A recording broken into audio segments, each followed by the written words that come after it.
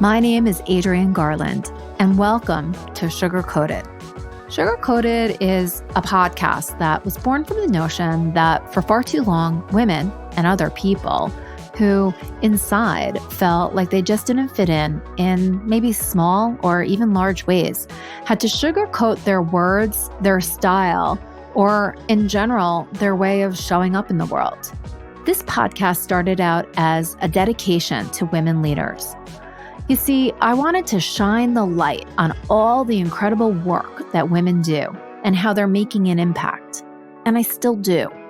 But I realized that a key reason that women have struggled, in my opinion, is that they've had to conform to certain cultural norms and ideals, which are inherently designed to keep those outside of the norm from standing out. This has prevented more women from being recognized as the powerful leaders that we truly are. Join me, Adrienne Garland, the CEO and founder of SheLeads Media, each week as I dive into raw conversations with some remarkable, badass women that will help you to strip away your sugar coat and go in the direction of your incredible dreams.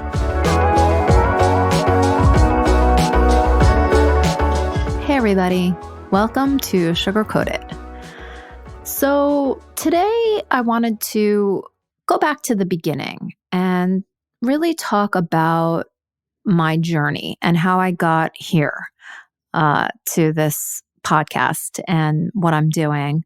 I think that it's important for those of you who are listening in to understand that I don't have it all figured out, and I don't think that many of us do. But we put up this, version of ourselves so that others can think that we are, living our best lives, that we are doing exactly what it was that we set out to do and that we're killing it. Well, that's not always the case. And, there's some really amazing people out there that are doing everything that they set out to do. They're killing it. They're kicking ass. They're taking names. They're, building their companies. They're earning profit. They're earning revenue. They're doing great. And all of those people I admire so much. And, of course, I would like to be one of those. But the reality is that I'm not. And that's something that has really, haunted me for the last 10 years, 10 years since I started SheLeads Media. And SheLeads Media started out in a completely different place. In fact, I wouldn't say a completely different place. It just started out in a different place. It started out with a different name. It started out with a different structure. And it started from a place that I think many women who start businesses start from. And that is by leveraging what you know. So when I left corporate America, my job that I had, the last full-time job that I held, which was back in 2010, I worked as the geo-marketing leader of the New York office at PricewaterhouseCoopers. And I always say that it was the best job that I had on paper. And it was the undoing of Adrienne Garland as we knew her. For all of the accomplishments that I had had and all of the success that I'd had throughout corporate, moving from position at Cablevision in Long Island to heading up the marketing department at PR Newswire and eventually moving on to PricewaterhouseCoopers and leading this, incredible internal communications and marketing division was something that just looked beautiful on paper. The reality of the situation was that it was not so beautiful, and that when it came down to it, it was a job that was not the right fit for me. And it's taken a lot of time and a lot of reflection and a lot of internal work to realize that, it wasn't them. Well, maybe it was. um, truly, it wasn't them. They are who they are, and they operate the way that they operate, and they do things the way that they do. And it wasn't me. I was not flawed.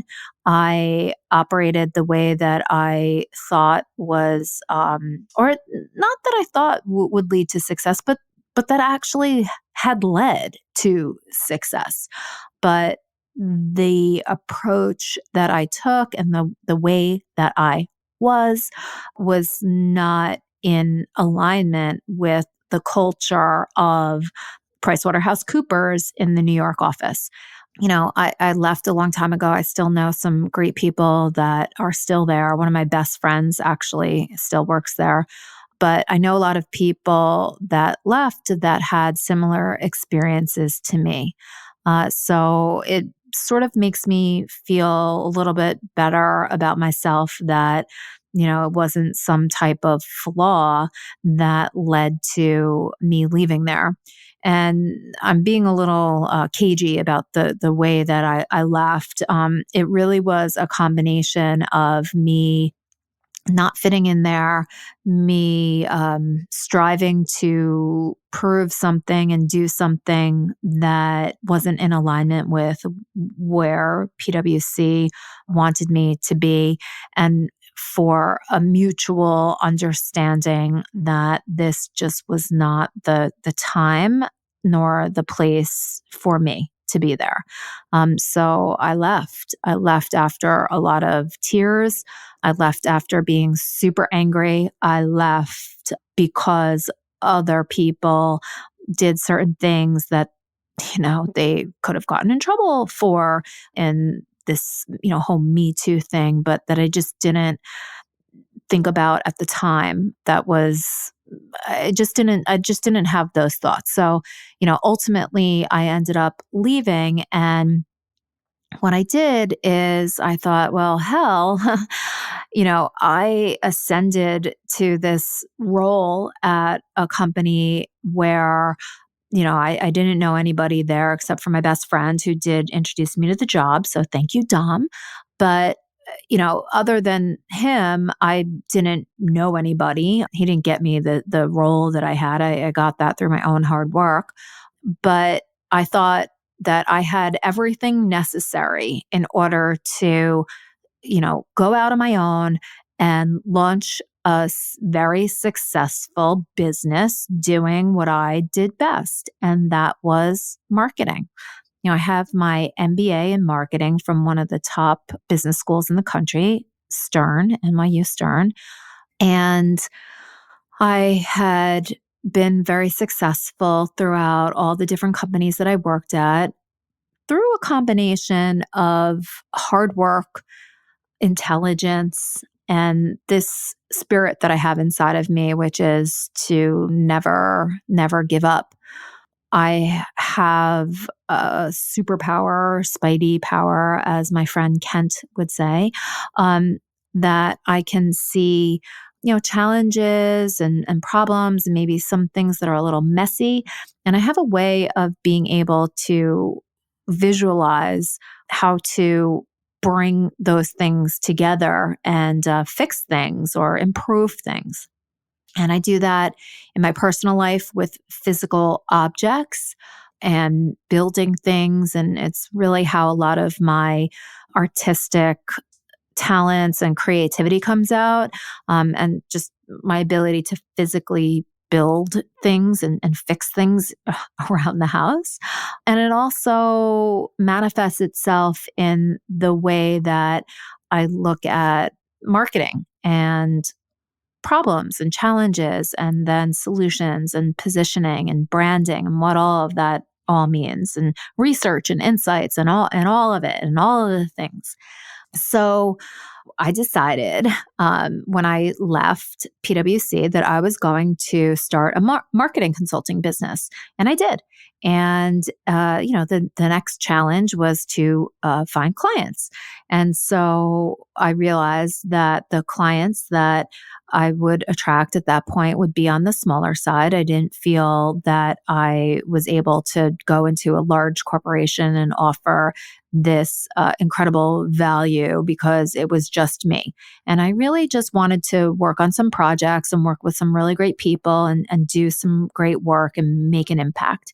And so I sort of fell in with a couple of weirdos and people that tried to teach me what, consulting was all about. And I learned a lot of lessons there. I learned that there are many people out there that are concerned about themselves only and that try to push their agenda on you and manipulate you into thinking that what it is that they're doing is more important than what it is that you're doing. And there is a lot of manipulation out there. I don't know if it's all, conscious and purposeful, but it's out there. And especially operating in the small business, solo entrepreneur world, there are many, many characters that I have run into. And sometimes it's very easy to see who these people are. And sometimes it's very difficult because these people are master manipulators. I've not had the best journey as an entrepreneur. When I started, I did work for some people. I had a couple of clients. Things were somewhat interesting. I did a little bit of event production, nothing big. And I did some marketing work, branding, and some email marketing and things like that, being people's, right-hand person or chief of staff, if you will. And it's just sort of all encompassing. So that was sort of not for me. And what I did is I thought, well, I'm doing okay, but having a job, working at a corporation, even though I don't want to do it, is something that I know how to do and that I know how to be successful. So I applied for several jobs, and there was one job that I really wanted. It was at a very large research company. And I was sort of convinced by somebody that had their own agenda to not go down that path because it would be just going back into a corporate environment. And at the time, I believed that. And I wanted to be a successful entrepreneur and to have my own business and to sort of prove to myself that I could be successful whether I was in a corporate environment or if I had my own business. And one of the reasons for that is I believe my very, deep held belief that I can take care of myself. And that I don't need anybody to take care of me because I know how to make my own way and make my own money and be my own person and not sort of rely on anybody. That's a whole other story and probably a whole other podcast, but it's there. And that is maybe a driver that is so embedded into every cell of my being that prevents me from ever just laying down and giving up. I will never give up no matter what. So I ended up working for a very small marketing agency and doing a variety of different things. Some of them were a lot of fun. I was embedded at different companies like SiriusXM and then at DirecTV that started out as a 3-month temporary position. I went in as somebody was leaving a role on the B2B direct marketing and digital media side. And, I was supposed to sort of learn the work, help with the hiring, train somebody up, and then leave, which was fine with me. I thought that was a great gig. And that 3-month assignment, quote unquote, turned into a 3-year gig. And it was wonderful on one level, awful on another, and I guess everything in between. It was during that time that I talked to one of my dear friends about, what does it take for women to launch businesses, to have that idea, to scale up, to grow, to be profitable, to get themselves out there, be written up in the media, all of the questions, how can you be successful as a woman entrepreneur? And I had talked to her about that several times. And one day we were out at lunch and I was complaining. Yes, I can be a big complainer, but I was complaining about just some of the shit that I was going through and experiencing and the people and blah, blah, blah. And she had a business of her own. She was an event planner. And she said, why don't we just do a conference where we look for people who are really successful women entrepreneurs, women business owners, women leaders, and we invite everybody else like us who's struggling to figure it out. So that's what we did. We put together a conference. We planned it out.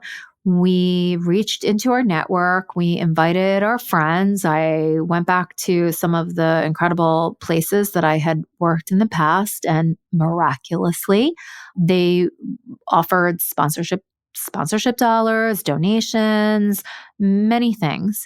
And we put this conference on at the CUNY Graduate Center on 34th Street in New York City in the basement, which is a beautiful venue. Even though it's, the basement, it really is a beautiful venue. And we threw a freaking kick-ass conference. And it was something that was really special that we didn't even realize that we did until everybody came up to us when the conference was wrapping up and letting us know that they had never been to anything that was as well put together and thoughtful and genuine as we had done. And we had made money too. So it was sort of like the perfect side project that gave us some Christmas money, I always liked to say. So it was great because I had this almost full-time consulting role with this agency. And then I did this conference and I made a little bit of money and I got all these accolades and I just felt like on cloud nine. So her and I decided to do the conference again the second year. And it was better than the first. We made money. We made more money. We got more accolades. We got written up in the press. We did some really great things. We started to form relationships with these really high level people. We were able to attract sponsors and we did it again for the third year in a row. And it was even better and on and on.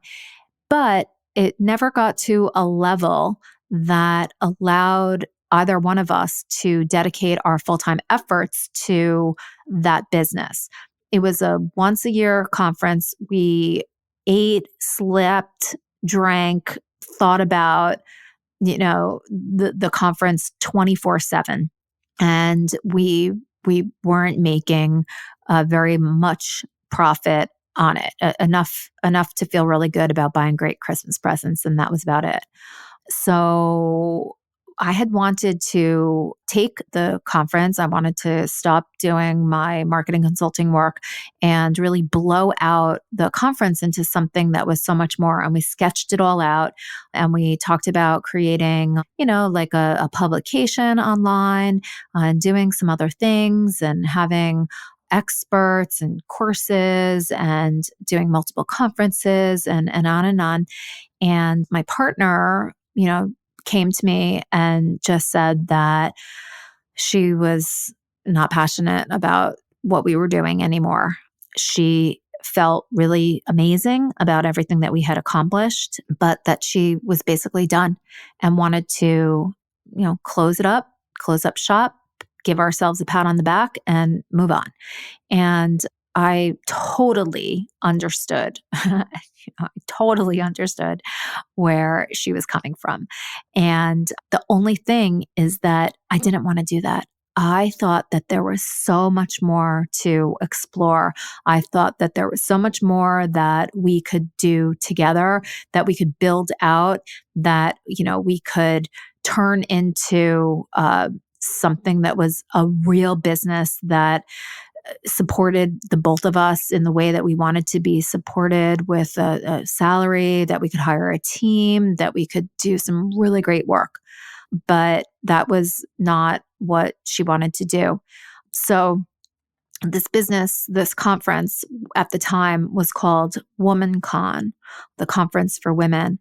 And my partner, Laura, said to me, go forth and prosper, but please, change the name, change the brand, change, what this is, because I cannot bear the thought of this turning into something that is, so successful, and seeing, WomanCon live beyond me, something that I created. And I totally got that. So, I did. I changed the name with the help of another friend, Raquel, who came up with the name SheLeads after probably a lot of coffee and beer and sketching and laughing, as I love to do with my friends. And a lot of my friends are also sort of like, business friends that we throw around a lot of ideas together. We dream, we talk about so many different things. It's like round and round. But anyway, Raquel came up with this name, SheLeads, and I had always wanted the company to be a media company.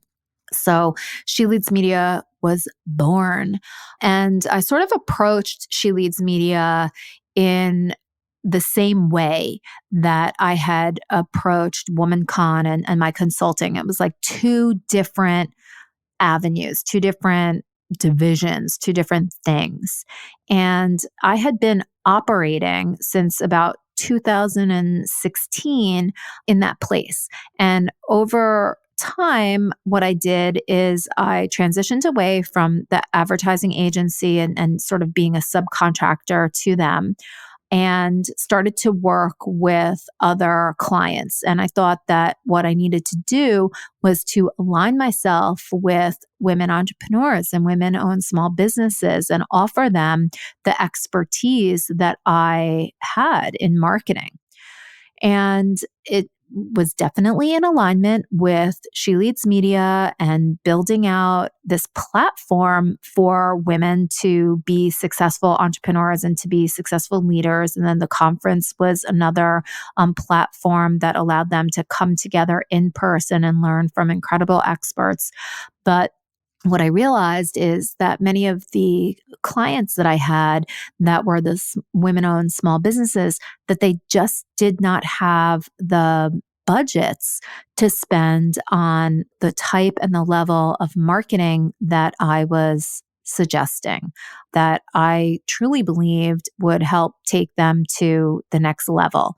With all of my education and background and experience, I am able to put together an exceptional marketing plan that really focuses on the basics of, the core of the company, the founder, the product, and then just deliver all of the benefits and choose all of the correct, media to implement all of those tactics in support of the business. But women did not have the budgets to properly do all of that. And so all of the work and all of the dedication and all of the time, that I put into it, the execution wasn't there because there just wasn't enough money. So, I had been operating at that place or in that place for a couple of years, and I realized that I can't grow my own business off of that. And that I really needed to do one of two things. I needed to, work with clients that had more budget, or I needed to really dig my heels into what I had always wanted to do. And that was to work in media. I love to create. I am a designer. I am a developer. I'm an ideas person. I'm a visionary, I think. And I love to curate things and bring things together and bring things to life. And when I took a really big step back, I thought, this is who I am. This is what I do. I'm a producer. I'm a director.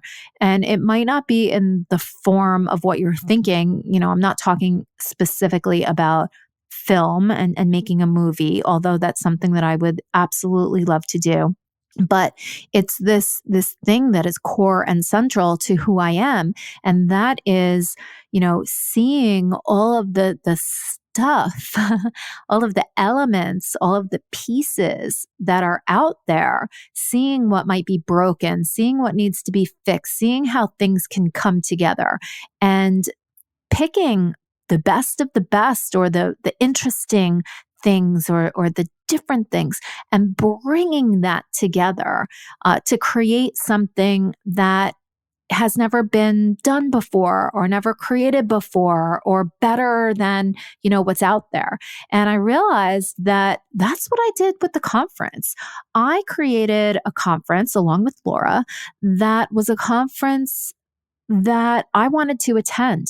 I didn't like a lot of these conferences that I had been to, except for one that stands out in my mind that was called GEL. And if anybody had ever attended GEL, it was a New York City conference where they brought together creativity and technology, and they just did these incredible things, experiences together with other, conference goers and things like that. So aside from GEL, I had never been to a conference that really moved me. And I wanted to create something like that. And that is what I did with the SheLeads conferences. And it's what I continue to do. It's why I launched the SheLeads Podcast Network. I don't think that there's anything out there right now that brings together incredible women's voices all in one place. It's what I'd like to do with building out the SheLeads platform in general. And the whole reason behind it is to really give a place, or create a place for incredible women to show their stuff and to show the world how amazing they are. And I'd like to be a very foundational part of that. So that is where I am today. I am sitting here and it is March 11th, and we just heard that the coronavirus is now a pandemic. So that is super fucking scary. Not just, not necessarily for me, but for those around me, and what that means, and the choices that people make, and the ability to look to our leaders to give us some guidance, and also some peace. I think when people are panicking, I'm not sure that we have the right leadership. No, I'm certain we do not have the right leadership in place in our country today in order to give us that level of comfort. But I do believe that we will move away from where we are, and there is just a new reality for literally everything that's happening in our lives. And I don't believe that everything that we've done is the model and the blueprint for where we're going. There is a brand new model. There's a new way of doing things. The SheLeads media business and network, perhaps it was not the time a couple of years ago, but I truly believe that now is the time, and that women need to start coming out and speaking out, and not sugarcoating who we are and what we do. And that truly is what this podcast is all about, and what it aims to do. And I just hope that you stick with me on this journey and I show you that I am not a perfect person. I have many, many flaws, but one of the things that I am committed to is to being real and talking real and speaking to women and men too, because it's not just about women. I realize that being a woman leader is definitely something that we need to see more of, but truly it's about humanity and balance. But I just want to show that we really need to stop this whole Instagram filter, sugarcoating our words, looking perfect, and because it's all bullshit. It is all bullshit, my friends. So, with that, I leave you. I hope that you all wash your hands 25 times a day and that you don't touch your face and that you don't bring this virus to anybody that you love. And that I do hope that everybody remains healthy and strong because we need, we need to stick together in what is going to be a new reality. Thank you, and tune in next time. I would love it, before we go, I would love it if you could head on over to iTunes and give me a rating. I would love it to be a 5-star rating and your thoughts about this podcast and where it's going. I do know that the more positive testimonials and commentary that you have on iTunes, the higher in the ranking the show can be. And the reason that I ask for that is not so much for my ego, but rather so that we can really do something to build up the SheLeads Podcast Network. It's going to be filled with incredible women's voices, and I want to do everything that I can to bring attention to that. So thank you so much, and I will talk to you next week. Take care.